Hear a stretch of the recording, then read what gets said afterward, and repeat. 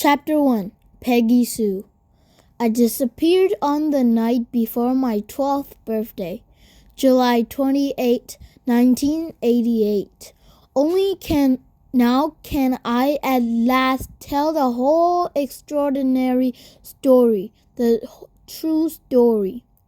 Kensuke made me promise that I would say nothing at all, until at least 10 years had passed. It was almost the last thing he said to me.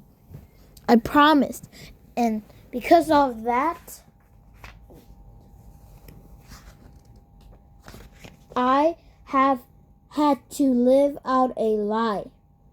I could let sleeping lies sleep on, but more than 10 years have passed now. I have done school, done college, and had time to think. I owe to my family and to my friends, all of whom I have deceived for so long, to tell the truth about my long disappearance, about how I lived to come back from the dead. But there is another reason for speaking out now, a far, far better reason. Kensuke was a great man, a good man, and he was my friend. I want the world to know him as I knew him. Until I was nearly 11, until the letter came. Life was just normal. There were the four of us in the house. My mother, my father, me, and Stella. Stella our tortoise. That is, my one-eared up and one-eared down, black and white sheepdog, who always seemed to know what was about to happen before it did. But even she could not have foreseen how that letter was going to change our lives forever. Thinking back, there was a regularity, a sameness about my early childhood. It was down the road each morning to the monkey school.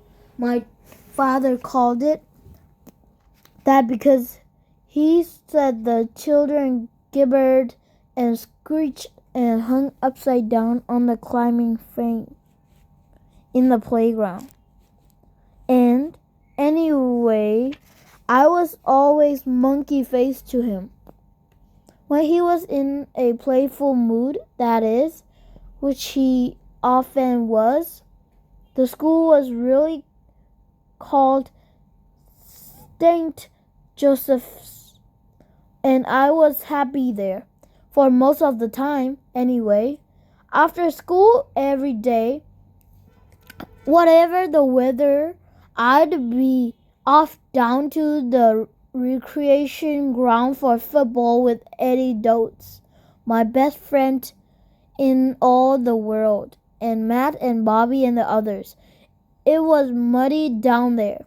Cross the ball and it would just land and stick.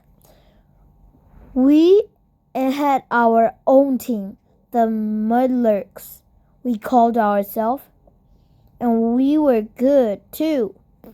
Visiting teams seemed to expect the ball to bounce for some reason, but by the time he realized it didn't, we were often 2 or 3 goals up. We weren't so good away from home. Every weekend I did a paper round from Mr. Peddle's shop on the corner.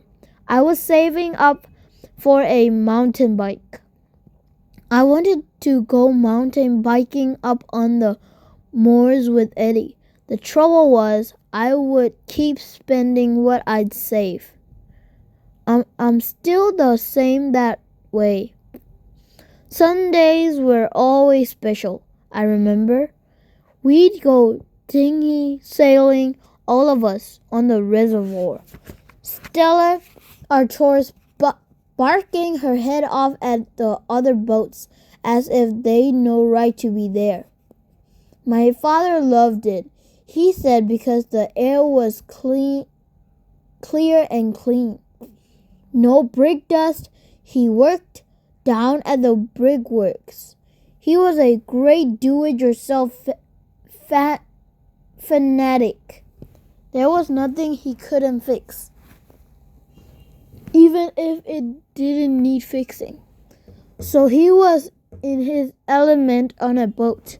My mother, who worked part-time in the office at the same brickworks, reveled in it too. I remember her once throwing back her head in the wind and breathing in deep as she sat at the tiller. This is it, she cried. This is how life is supposed to be. Wonderful, just wonderful. She always wore the blue cap. She was the undisputed skipper. If there was a breeze out there, she'd find it and catch it.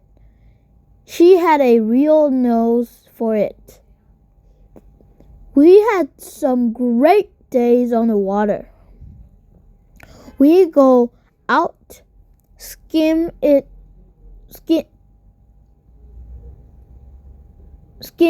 over the waves, exhilarating in the speed of it, in the sheer joy of it, and if there wasn't a breath of wind, we didn't mind that either. Sometimes we'd be the only boat on the whole reservoir. We just sit and fish instead. By the way, I was better at fishing than either of them, and Stella Artois would be curled up behind us in the boat, bored with the whole thing because there was no one to bark at. Then the letter arrived. Stella Artois savaged it as it came through the letterbox. There were punctured holes in it, and it was damp. But we could read enough.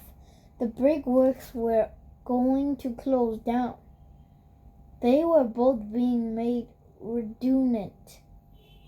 There was a terrible silence at the breakfast table that morning. After that, we never went sailing on Sundays anymore. I didn't have to ask why not. They both tried to find other jobs, but there was nothing. A creeping misery came over the house. Sometimes I'd come home and they just wouldn't be speaking. They'd argue a lot, but little niggly things, and they had never been like that. My father stopped fixing things around the house. He was scarcely ever home anyway. If he wasn't looking for a job, he'd be down in the hub. When he was home, he'd just sit there flicking through endless yachting magazines and saying nothing. I tried to stay out of the house and play football as much as I could, but then Eddie moved away because his father had found a job somewhere down south. Football just wasn't the same without him. The Mudlarks disbanded. Everything was falling apart. Then one Saturday, I came home from my paper round and found my mother sitting at the bottom of the stairs and crying. She'd always been so strong. I'd never seen her like this before. "Silly beggar," she said. Your dad's a silly beggar." "Michael, that's what he is." "What's he done?" I asked her. "He's gone off," she told me, and I thought she meant for good. He wouldn't hear reason. "Oh no, he's had this idea," he says. He wouldn't tell me what it was. Only that he sold the car and that we were moving south. And he's going to find us a place. I was relieved and quite pleased, really. South must be nearer to Eddie.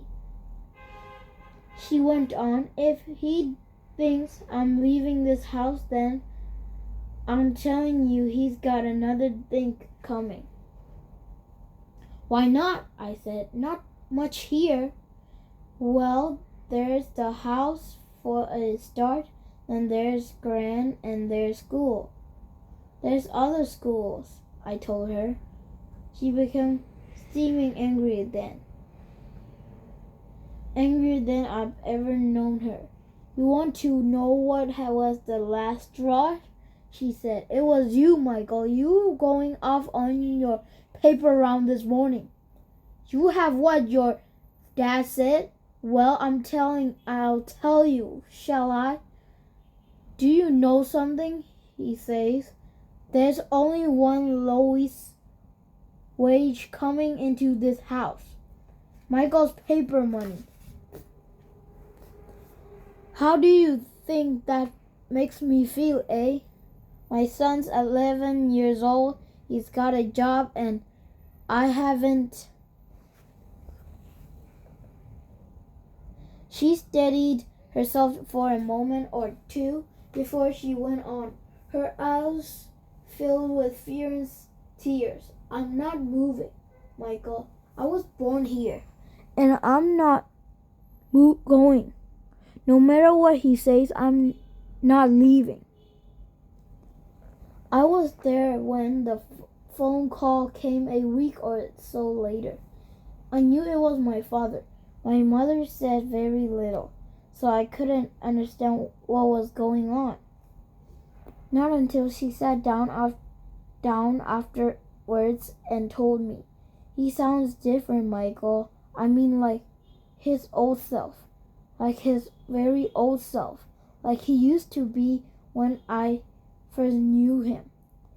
He found us a place.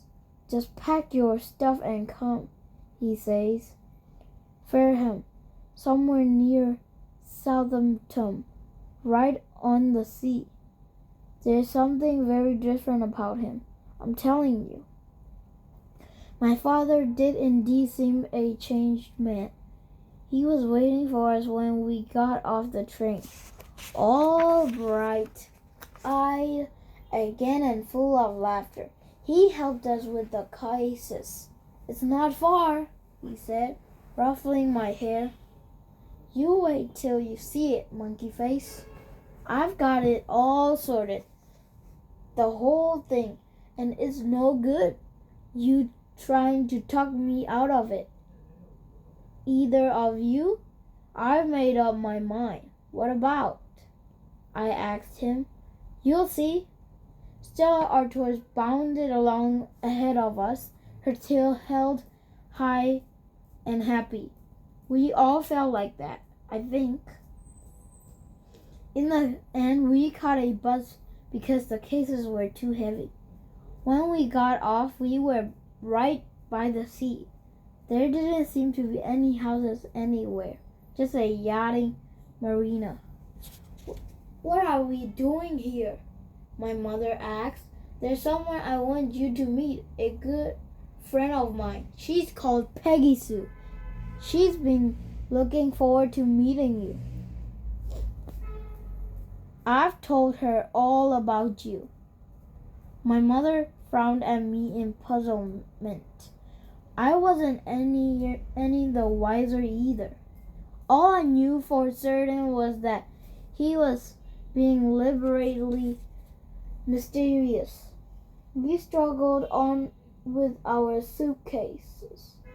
The ghouls crying overhead, the yacht was clapping around us, and Stella yapping at all of it, until at last he stopped right by a gangplank that led up to a gleaming dark blue yacht. He put the cases down and turned to face us. He was grinning from ear to ear. "Here she is," he said. "Let me introduce you. This is the Peggy Sue, our new home." Well, considering everything, my mom took it pretty well. She didn't shout at him. She just went very quiet, and she stayed quiet all through his explanation down in the galley over a cup of tea. It wasn't a spur of the moment thing, you know. I've been thinking about it all a long time. All those years working in the factory, all right. Maybe I was just dreaming about it in those days. Funny when you think about it. If I hadn't lost my job, I'd never have dared to do it. Not in a million years. He knew he wasn't making much sense. All right then. Here's what I thought. What is it that we all love doing most? Sailing, right? Wouldn't it be wonderful? I thought if we could just take off and sail around the world. There's people who done it. Blue water sailing, they call it. I've read about it in the magazines. Like I said, it was just a dream to start with.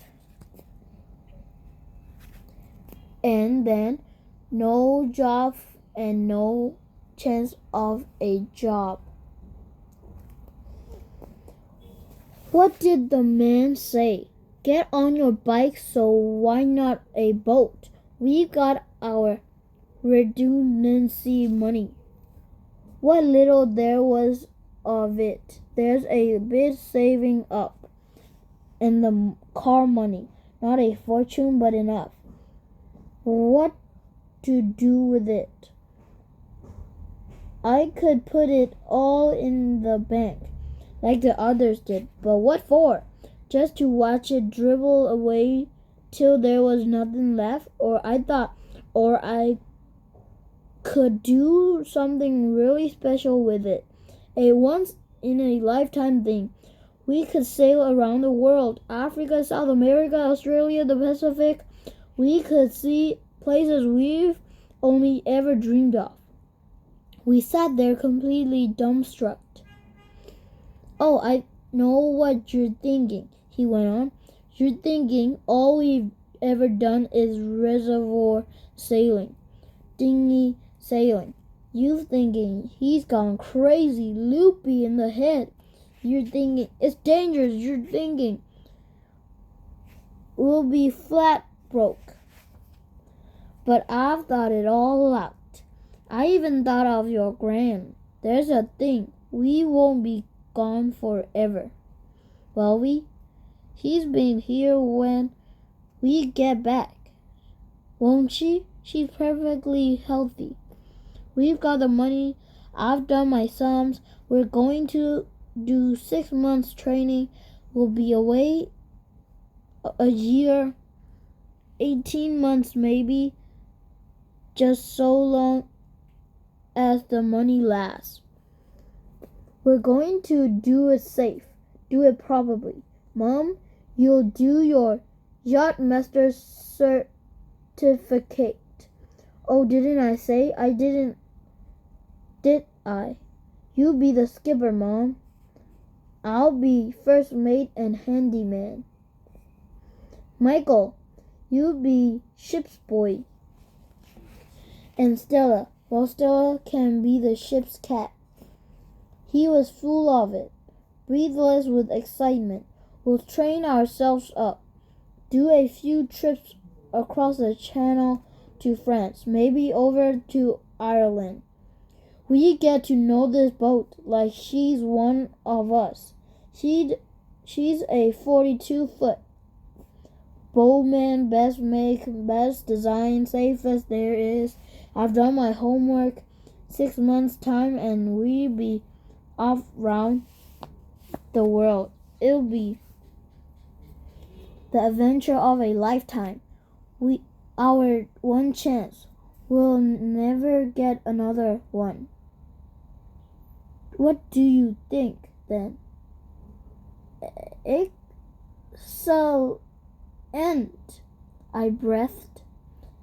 And that was exactly what I thought. And I'll be skipper, you say? My mom asked. Aye, aye, Captain. And my father laughed and gave her a mock salute.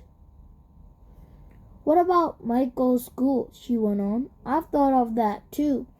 I asked in the local school down here. It's all arranged. We'll take all the books he'll need. I'll teach him.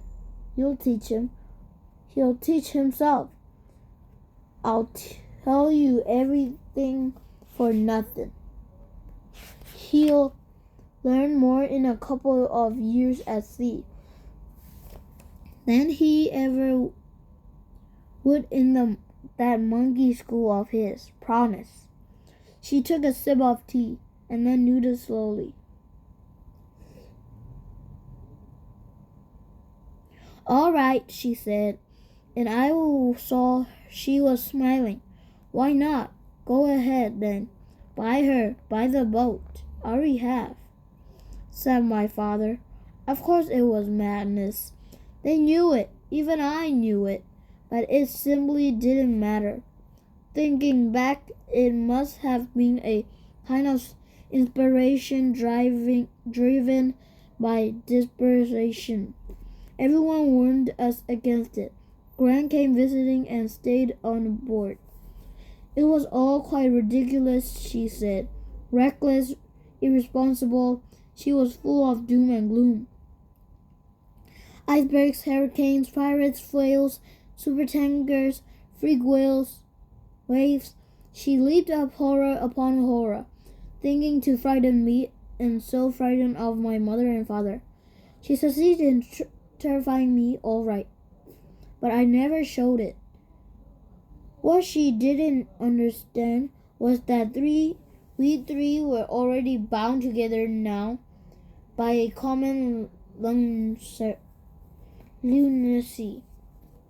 We were going, and nothing and no one could stop us.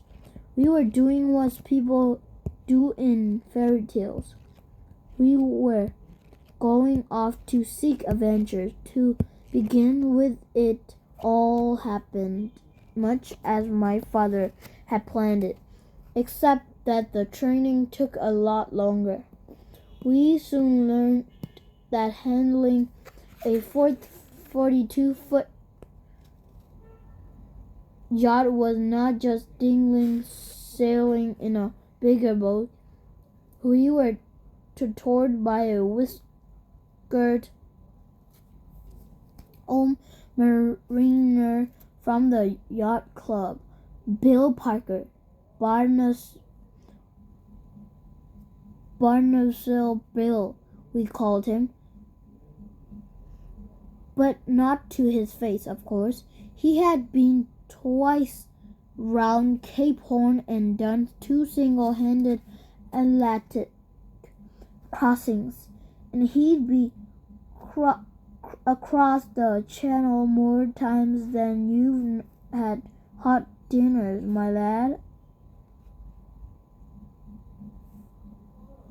To tell the truth, we none of us liked him much. He was a hard taskmaster. He treated me and Stella Artois with equal disdain. To him, all animals and children were just a nuisance, and on board ship, nothing but a liability.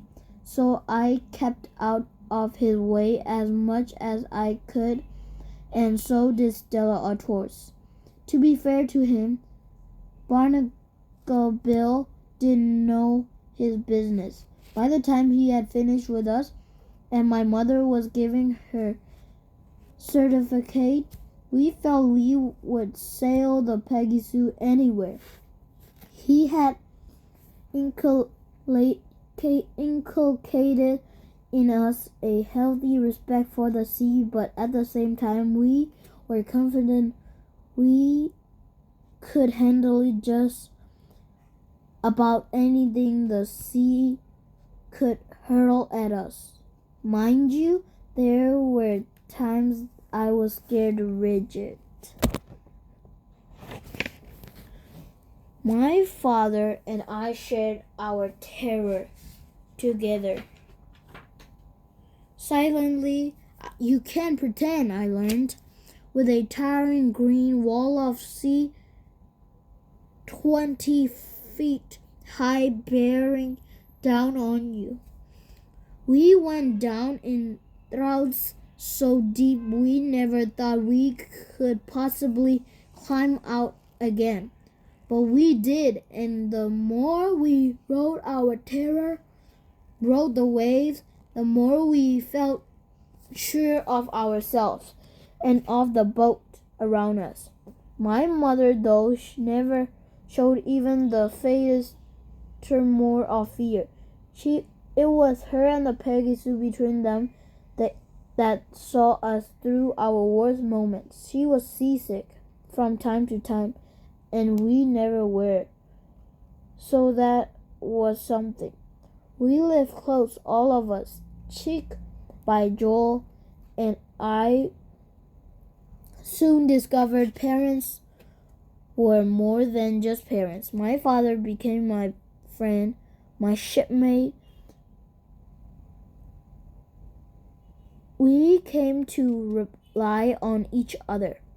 And as for my mother, the truth is, and I admit it, that I didn't know she had it in her. I always known she was gritty, that she'd always keep on at a thing until she's done it. But she worked night and day over her books and charts until she had mastered everything. She never stopped. True, she could be a bit of a tyrant if we didn't keep the boat ship-shaped, but either my father nor I minded that much.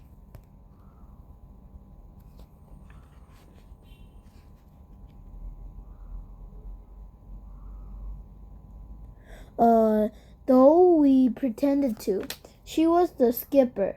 She was going to take us round the world and back again.